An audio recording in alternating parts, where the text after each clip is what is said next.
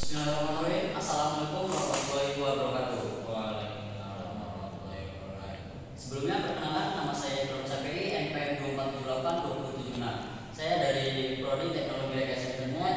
Saya dari jurusan Teknologi Informasi. Nah, di sini saya akan mempresentasikan hasil penelitian saya.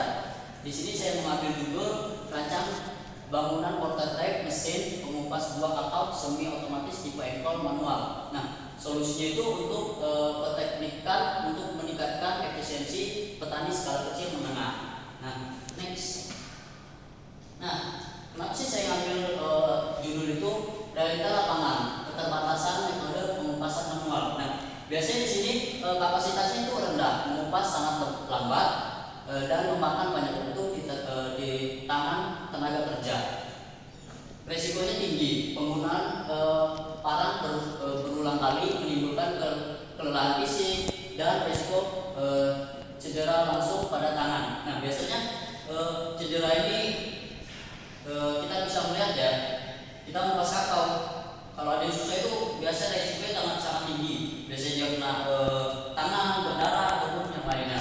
Nah, ada mutu tidak seragam. Hasil belahannya itu parang seringkali melakukan biji kakao di dalamnya. Biasanya kakaonya itu belah gitu bijinya, nggak sesuai apa yang kita mau. Dia belahnya mengikuti kata dari parang itu. Tapi kalau menggunakan mesin ini, dia nanti menyesuaikan apa yang kita inginkan. Nah, ini kita masuk ke REST, posisi inovasi. Nah, yang pertama ada manual menggunakan parang, yaitu biayanya rendah. Yang ketiga mesin industri sangat mahal, dan yang saya buat ini prototipe engkol terjangkau. Dan sumber energinya itu kalau yang manual manusia, kalau yang mesin itu listrik atau BBM. Terus prototipe itu menggunakan mesin manusia, jadi menggunakan engkol. Kalau yang menggunakan mesin industri ini, kita kalau di kebun ataupun di mana ya, biasanya kebun itu kan nggak ada listrik. Terus kalau di kebun itu jauh dari permukiman. Lagi pula BBM juga mahal kalau di perkebunan. Terus ada kapasitas untuk manual itu sangat rendah. Terus di sini mesin industri kalau kapasitasnya tinggi, ya memang tinggi karena mesinnya juga berbentuknya besar, tinggi dan gede. Dia agak susah dibawa kemana-mananya. Terus kalau yang saya buat ini prototipe engkol, dia menengah, efisien. Jadi mesinnya ini nggak terlalu besar, bisa dibawa mana saja dan tidak menyusahkan penggunanya. Terus yang terakhir itu keamanan. Kalau manual itu sangat berbahaya. Kenapa sangat berbahaya? Biasanya dia mengupas kakao ini dia terkena tangan yang pertama. Terus kadang membuat pergelangan tangan itu pegal. Terus untuk mesin industri aman, tetapi dia aplikatifnya tidak mempunyai listrik. Nah, itu yang saya sebutkan tadi sebelumnya. Terus yang saya buat ini sangat aman. Kenapa sangat aman? Dia hanya membutuhkan 2 orang. Yang pertama itu mengengkolnya itu, yang kedua itu dia hanya tinggal memasukkan kakao saja. Oke, di sini masuk ke penyelarasan masalah dan tujuan penelitian. Oke, di sini ada kiri dan kanan. Yang pertama itu bagaimana rancangan konstruksi yang sesuai untuk petani kecil. Nah, ini ada jawabannya, menghasilkan rancangan dan prototipe aplikatif berbasis engkol manual. Dia lebih cenderung ke mempermudah pekerjaan. Nah, di sini yang kedua, bagaimana kinerja teknis prototipe tersebut. Di sini ada pekerjaan itu mengukur kapasitas berapa kilo, berapa jam. Misal dia 200 kg, dia dapat berapa per jamnya. Terus di sini efisien berapa persen dan kerusakan biji berapa persen. Kemungkinan kerusakan biji itu dari berapa kilogramnya itu berapa kerusakan bijinya. Misal 200 kg, dia kerusakannya cuma hanya 1 gram atau 1 gram persen gitu. Nah, di sini ada yang terakhir, sejauh mana tingkat efisiensi dibandingkan metode manual. Oke, di sini menganalisis perbandingan kinerja mesin PS manual sebagai misalnya gitu. Jadi gimana caranya manual sama engkol ini, dia lebih praktis yang di engkol itu. Oke, next. Oke, di sini ada kontribusi dan luaran yang diharapkan. Oke, di sini ada 2 juga, kontribusi dan manfaat teoretis dan manfaat praktis. Yang pertama itu manfaat teoritis.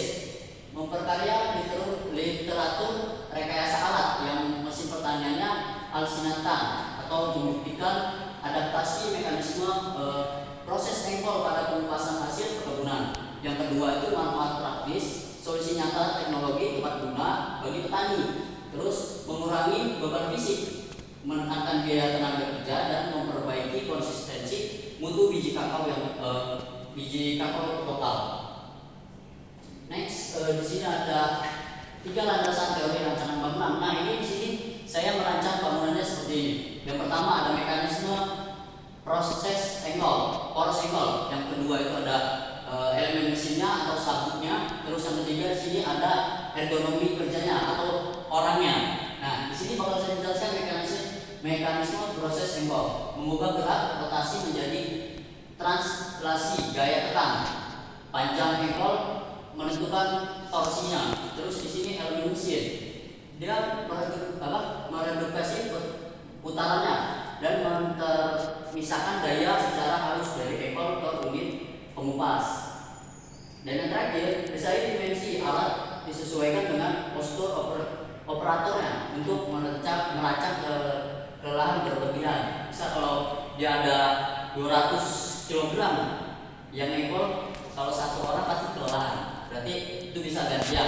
Yang engkol itu bisa gantian ke yang membelah atau yang masukkan kakaonya.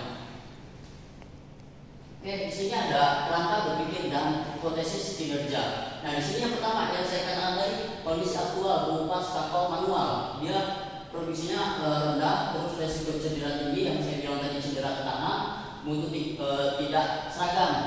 Dia mengupasnya, misal kita pengennya 10 kilo tapi tidak mencapai batas, itu cuma hanya 5 kilo menggunakan manual.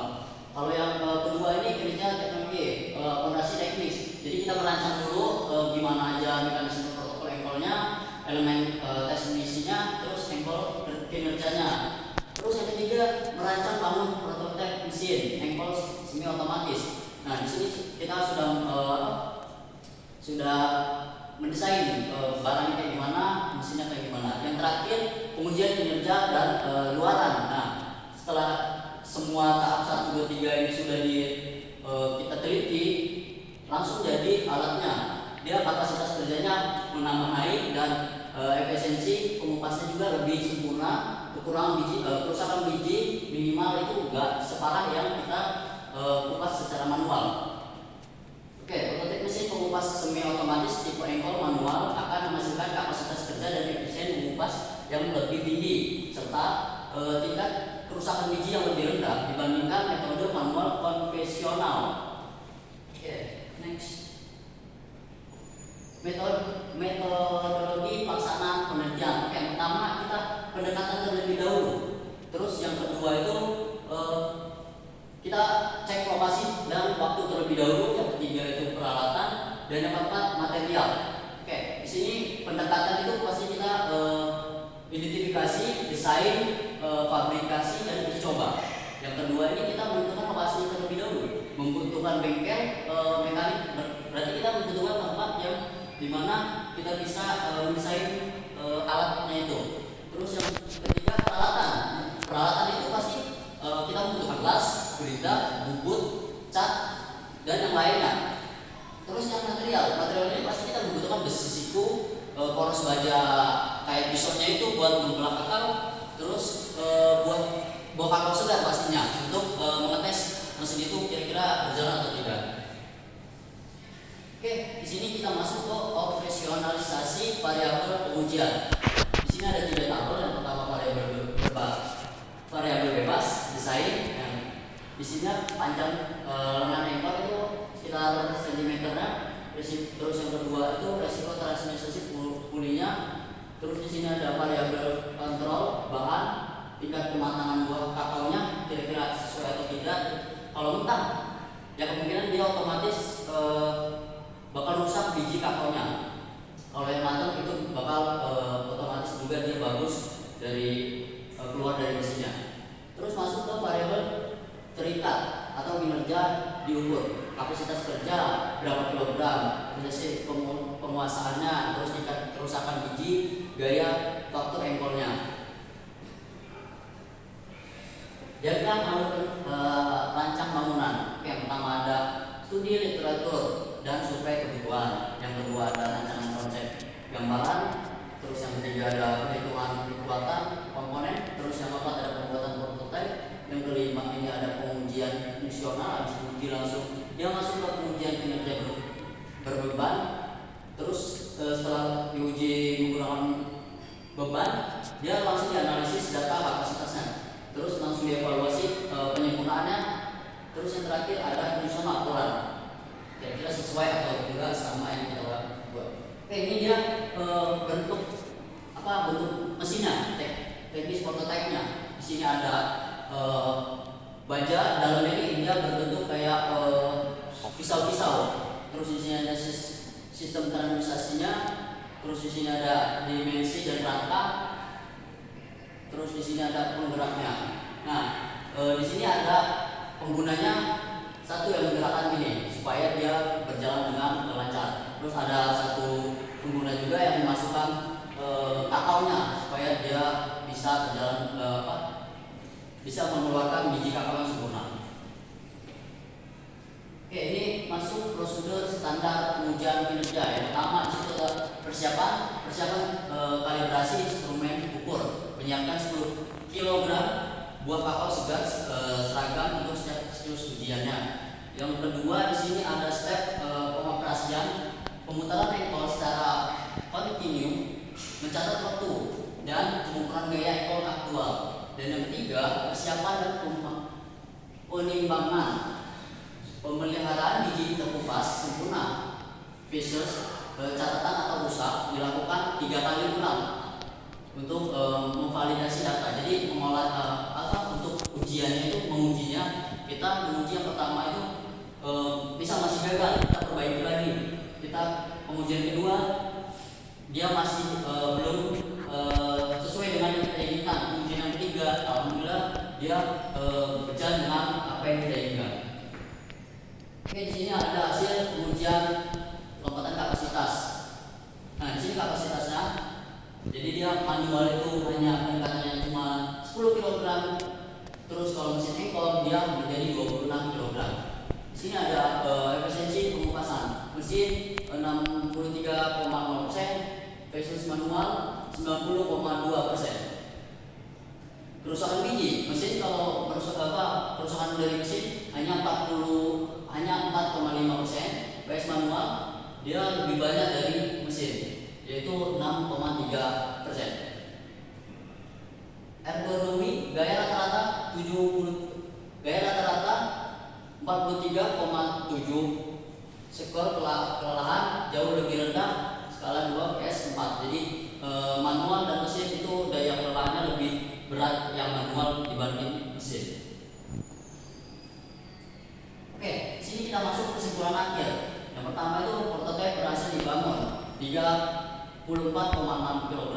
Proses ASTM A36 menjamin alat yang ringkas, kuat dan 100% bebas listrik. Mesin terbukti secara ilmiah meningkatkan kapasitas produksi menjadi 26,12 kg setiap per jam, dengan tingkat kebutuhan biji mencapai 93%. Dan yang terakhir, integritas mekanisme engkol 20 cm dan resiko puli 1/2 terbukti menciptakan torsi optimal dan ergonomis sebesar 43,7 N, melampaui efisiensi para manual secara signifikansi.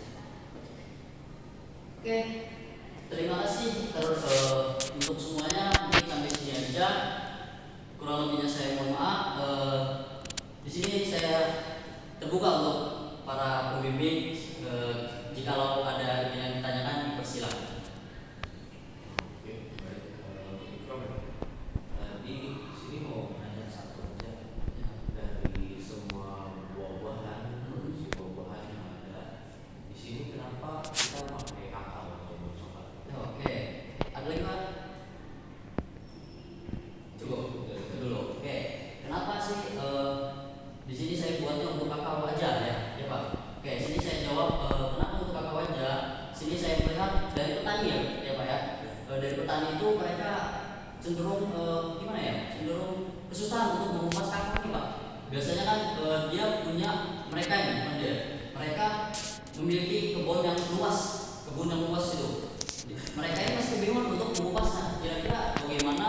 meluas secara cepat, aman, dan hasilnya juga sempurna. Nah, makanya saya di sini membuat untuk mesin seperti ini Pak. Jadi di sini kan udah aman, kualitas bijinya sempurna, sama pengeluarannya nggak besar gitu Pak. Mungkin itu Pak. Ada lagi Pak yang ingin ditanyakan? Dari semua yang kamu telah sampaikan tadi, kenapa Anda memilih topik ini? Oke, kenapa saya memilih topik ini? Nah, sebenarnya sama aja Pak ya, jawabannya nggak jauh beda dari pertanyaan Bapak sebelumnya. Rencana pembangunan prototipe mesin pengupas buah kakao semi otomatis tipe impor manual. Nah, karena di sini benar yang saya jawab tadi ke Bapak yang pertama, untuk memudahkan para petani mengupas buah kakao dan hasilnya juga memuaskan untuk mereka Pak. Jadi yang saya katakan tadi benar ya, mereka mempunyai kebun yang luas dan banyak, tapi mereka masih bingung untuk mengupasnya Pak. Mereka mengupasnya biasanya menggunakan manual. Manual itu yang pertama mudah kelelahan, yang kedua cenderung kecelakaannya lebih parah, dan hasilnya pun tidak sesuai.